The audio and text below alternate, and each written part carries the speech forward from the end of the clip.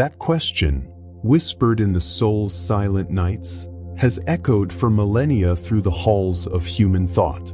Where did we come from? Why are we here? What is this spark within us that observes, questions, and longs to understand? From the ancient shamans gathered around the fire to the scientists decoding the fabric of space-time, this quest for meaning pulses like a hidden heart at the center of existence. A pulse that belongs not only to the rational mind, but also to intuition, contemplation, and mystery. What if the answers weren't only inside you, but also outside you? In the dust of stars, in the void between galaxies, in the atoms that were once part of extinct suns. And what if, instead of searching within or beyond, you were part of the question itself? Modern science speaks of quarks, quantum fields, black holes, and billions of years of cosmic evolution. Ancient spirituality whispers of soul, essence, purpose, sacred cycles. They may seem to walk different paths, but what if they're describing the same landscapes, just in different languages? Imagine for a moment that you weren't only born from your mother's womb, but from the womb of the universe, that you are the echo of a primordial explosion, an ancient song dancing between matter and mystery. Maybe you are not just a human being trying to understand the cosmos. Maybe you are the cosmos trying to remember itself. This is not a video of ready-made answers. It is an invitation, a journey from the invisible to the visible, from stardust to the flame of consciousness, from the beginning of time to this very moment. Prepare to cross boundaries between science and mythology, between physics and philosophy, between what can be measured and what can only be felt. Because sometimes what cannot be proven is what can be most deeply known. So, take a deep breath and come with me.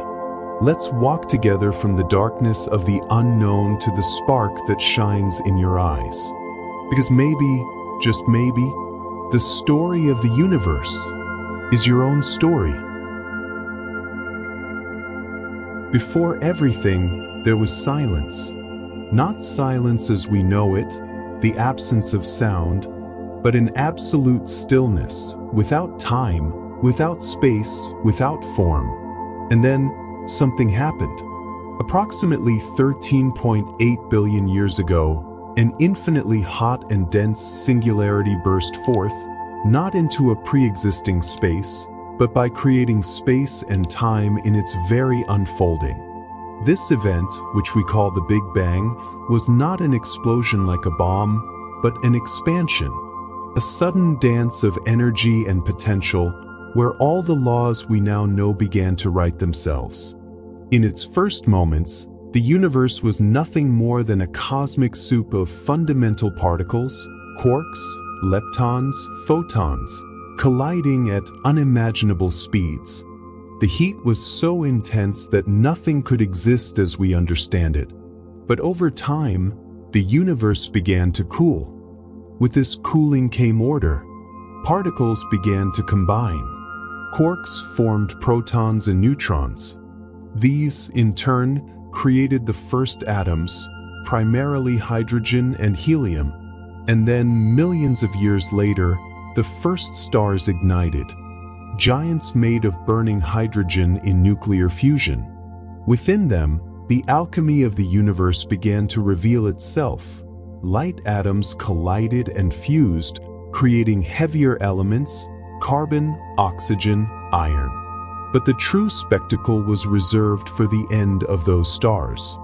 When the largest of them died, they exploded in colossal supernovae, and in that final collapse, even more complex elements were forged: gold, copper, uranium. Every piece of matter that makes up who you are, your bones, your blood, your thoughts, was shaped at some point in this cosmic timeline. Carl Sagan once said, "We are made of star stuff." But perhaps we can go further. We are the stars in the form of a living question. And it's not just science that speaks of this. Ancient mythologies also speak of birth from chaos. In Egyptian tradition, there was Nun, the primordial ocean from which all things emerged. In Greek mythology, chaos gave birth to order. In Hindu cosmology, the primordial sound Om initiated the vibration of the world. Many cultures, in their own way, captured this same creative impulse, this moment in which nothing becomes everything. At its core, perhaps the Big Bang doesn't contradict these stories. Perhaps it is one of them, told through equations, telescopes, and particles. The universe, then, was not born finished. It was born in transition, in movement, in constant becoming. And it is within this flow, between birth and expansion, between collapse and rebirth, that life would begin billions of years later to lift its first dance. But before life, there was only matter and time, and the silent question that echoes across galaxies. What else might emerge from the ordered chaos of stars? For billions of years, the universe was a grand spectacle of matter and energy. But without eyes to witness it, without a heart to feel it, without a mind to ask why. Stars were born and died, planets collided and formed, but consciousness still slept. Then, on a small blue planet orbiting a fifth-class star, something extraordinary began to unfold. Matter began to dance.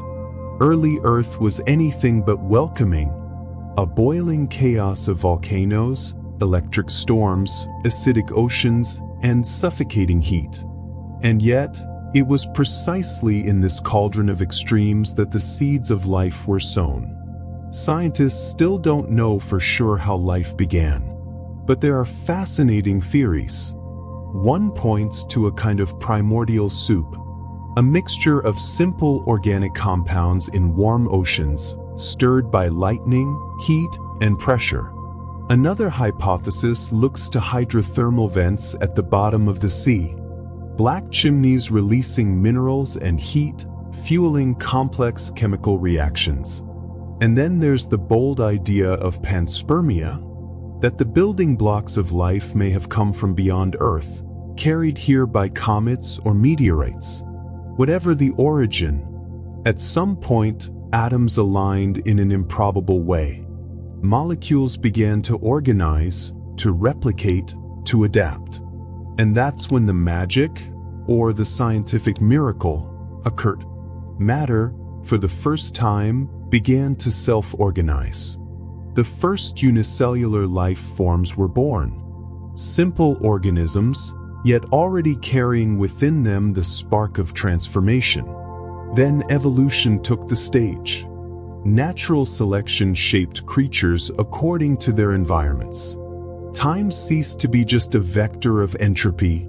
It became an invisible sculptor, carving the complexity of life with patient hands. Eukaryotic cells with defined nuclei appeared billions of years later. This innovation allowed for the rise of more complex organisms, until, like a mosaic assembling piece by piece, the kingdoms of life blossomed: plants, animals, fungi, humans. But let's return to the silent question. How did dead matter become living matter? How did molecules begin to desire, to react, to survive? Scientifically, there is no single point of transition, no magical moment, but there is poetry embedded in the process. Life did not begin from nothing. It is matter learning to move, to grow, to transform. And this dance between the inorganic and the organic did not go unnoticed by ancient cultures. In Hindu mythology, the universe was born from the cosmic waters and the dance of Vishnu and Lakshmi. In the Yoruba tradition of Africa, life emerged from primordial waters shaped by deities like Obatala. In ancient Greece, the ocean was also the origin, with Tethys and Oceanus as generative forces. Always, in every corner of the world, water appears as the sacred cradle of life. Perhaps because our cells still carry the salt of those ancient seas. Perhaps because we are, in essence, walking oceans, with the memory of stars. Think about this. You are made of the same matter as stone. But unlike stone, you feel, breathe, love, think. What was the secret that awakened this spark? The inorganic organized itself. Complexity emerged. And with it, the possibility of looking up to the sky and asking, "Who am I?" We did not yet have consciousness, but we were on the way. Life was the rehearsal. Consciousness would be the awakening. And then, at some point along this long and silent journey, matter began to dream. Life was already flourishing in the oceans, already crawling over the land, already building forms, eyes, legs, wings. But something even greater was drawing near. A transition even more radical than the shift from inorganic to organic. A moment when the universe, through life, would open its eyes for the very first time. This moment didn't happen all at once. It was slow, mysterious, invisible to the eyes of gods and men. But at some point, consciousness emerged. Science tries to define this nearly ineffable entity. Some view it as the result of neural complexity, an emergent effect of billions of synaptic connections firing in sophisticated patterns. Others suggest that consciousness arises when information becomes sufficiently integrated, as proposed by Integrated Information Theory, IIT, as if there is a threshold at which matter stops merely reacting and begins to know it is reacting. And there are those who go further, advocates of panpsychism, the bold idea that consciousness is a fundamental property of the universe, like mass or gravity. In this view, atoms already contain seeds of consciousness, and the human mind is simply a more complex manifestation of something that has always been present. But regardless of the theory, the fact remains. At some point, Earth began to host beings who didn't just live, but knew they were alive. Beings capable of feeling longing, of contemplating a sunset and crying, of creating art, of dreaming the future, of asking about meaning. Human consciousness is, as far as we know, unique. Not because we are the only intelligent beings, but because we possess self-awareness. We know we are going to die. We know we are passing through. And perhaps it was this knowledge that propelled us to build civilizations, map the stars, write poetry, and create gods. At some point, around 70,000 years ago, something exploded in the human mind. We call this leap the cognitive revolution. With it came symbolic language, the capacity for abstraction, the creation of myth. Our ancestors began painting caves, telling stories, honoring the dead, signs that something new had been born within the brain or within the soul. Myths perceived this awakening long before science did. In Greek mythology, Prometheus steals fire from the gods and gives humanity the gift of reason, an act that brings both light and condemnation. In the Hindu tradition, the Kundalini serpent sleeps coiled at the base of the spine, waiting for the moment to awaken and rise, illuminating the centers of consciousness in the body. In the Bible, the forbidden fruit from the tree of knowledge awakens humans to good and evil, to duality. In all these stories, consciousness is an ambiguous power. It enlightens, but it also burns. It frees, but demands responsibility. It brings meaning, but also pain. Eastern philosophy goes even further. In traditions like Vedanta, Buddhism, or Taoism, consciousness is not a product of matter. It is its essence. The universe is consciousness unfolding into form, and the human being is one of those forms remembering its source. And so we ask, does matter think? Or is it consciousness that shapes matter? Does the brain produce the mind like a light bulb emits light? Or is the brain merely a receiver, an antenna for something far greater, more subtle, vibrating beyond space-time? And if that's true, what are we? Maybe consciousness isn't an evolutionary accident. Maybe it is the hidden purpose of the universe. Not the end of the evolutionary line as a destination, but as a mirror.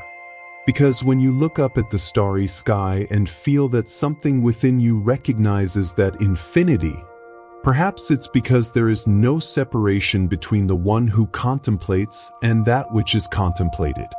Consciousness is the cosmos reflecting on itself.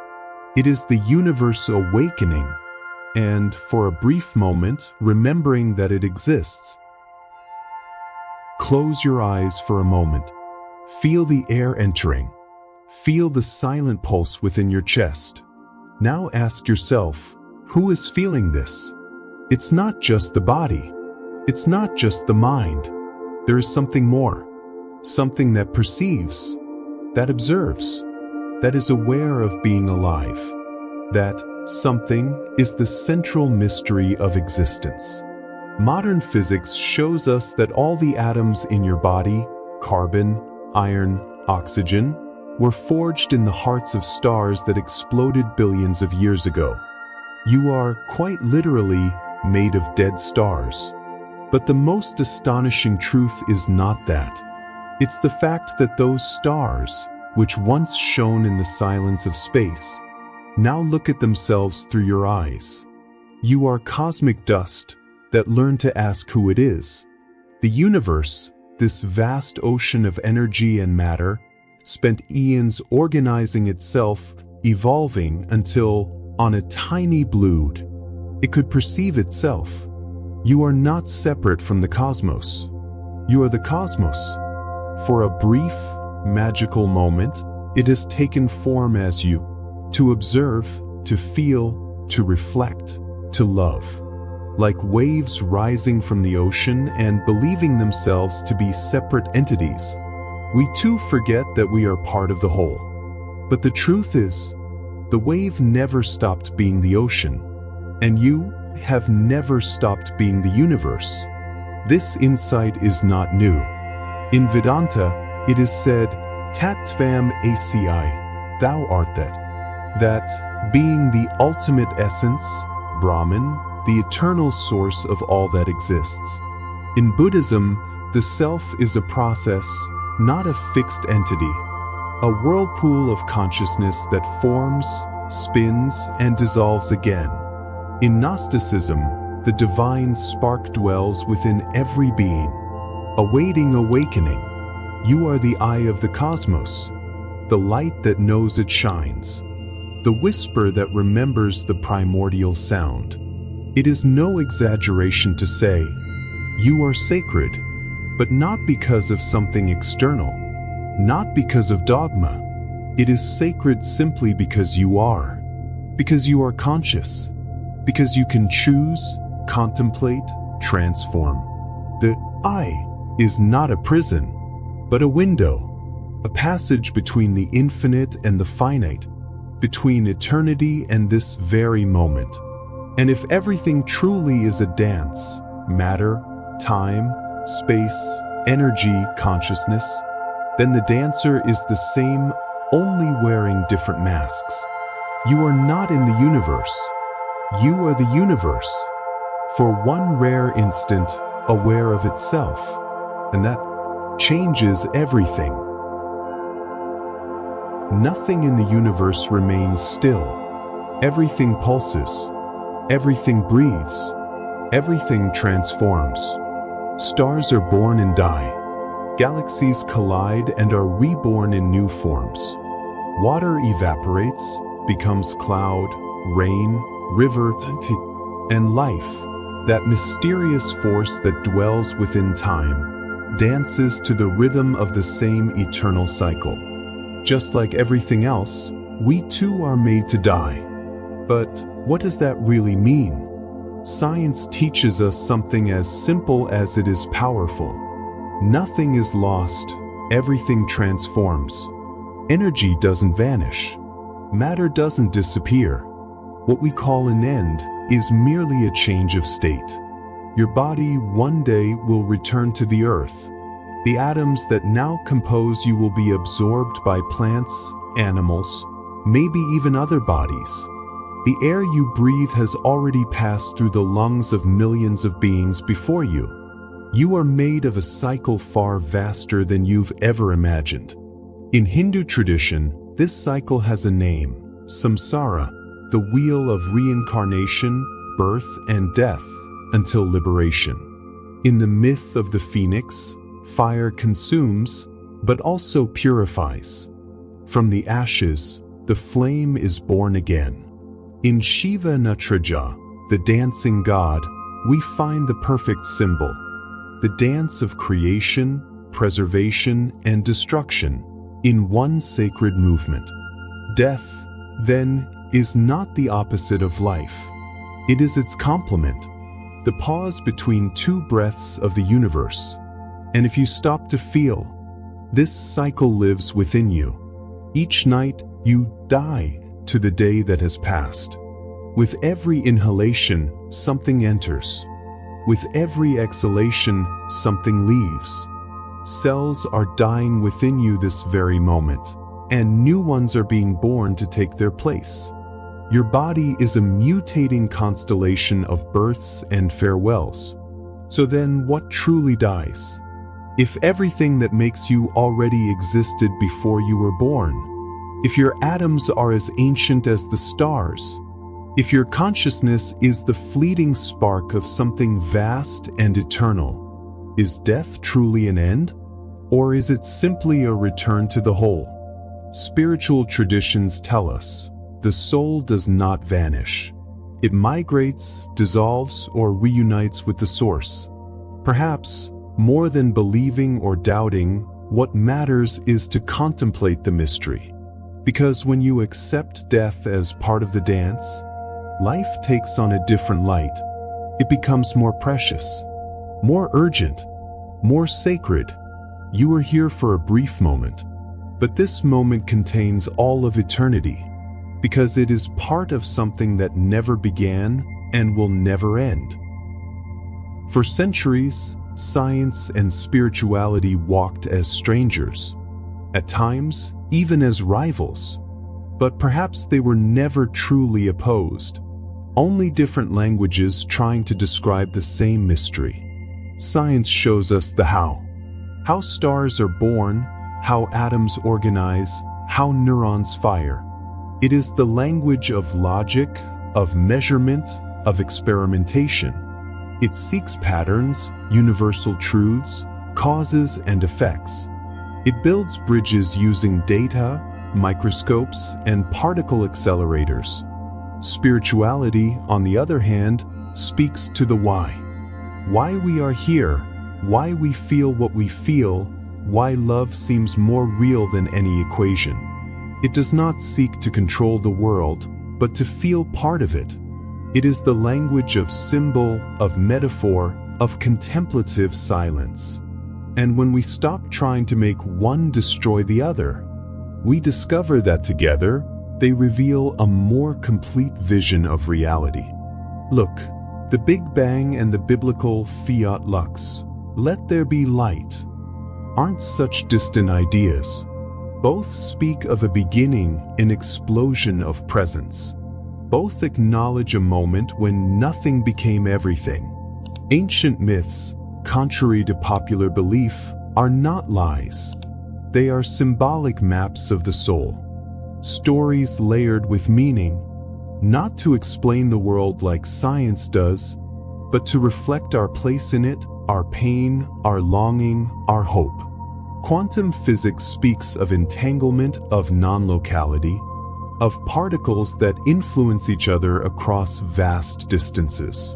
And the ancients already said, everything is connected. Maybe it's not a coincidence. Maybe instead of choosing sides, we should learn to listen to both. Because among formulas and prayers, hypotheses and mantras, galaxies and chakras, there is something that remains, the mystery. And that mystery is not an obstacle to be conquered. It is the invisible dance that invites us to reverence. Doubt is part of the process. So is contemplation. True knowledge is not found only in the answers, but in the ability to dwell within the questions with humility. Perhaps, in the end, science and spirituality are like the two eyes of a single being. They see from different angles, but together, they reveal depth. You have traveled across galaxies with your thoughts, descended to the beginning of time. You've seen matter become life, and life awaken to itself. You've discovered that you are made of stars, but also of silence, of doubt, of light. You are the universe telling its own story. Through the body you inhabit, the mind that questions, the heart that feels, the now. What will you do with this brief, magnificent instant of consciousness? You can live as if you were just a fragment, or you can remember that you are the whole, manifested for a moment, with a rare chance to choose. To choose to love, to create, to contemplate, to heal, to forgive, to awaken. You are not bound by randomness. You are part of a greater dance, one that pulses within every cell, every star, every act of kindness. Perhaps the meaning of life isn't somewhere outside of you, but in the way you live each moment. You are already the miracle. You are already the answer, and the question remains alive, pulsing in the now. Now that you know, what will you do with this consciousness? Maybe you'll write. Maybe you'll paint. Maybe you'll hug someone like never before.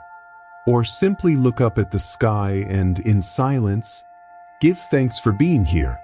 Because this story, the story of the cosmos, of life, of consciousness, is still being written. And the next line is yours to choose. So go, explore, remember, the universe breathes in you, and with every breath, it rediscovers itself.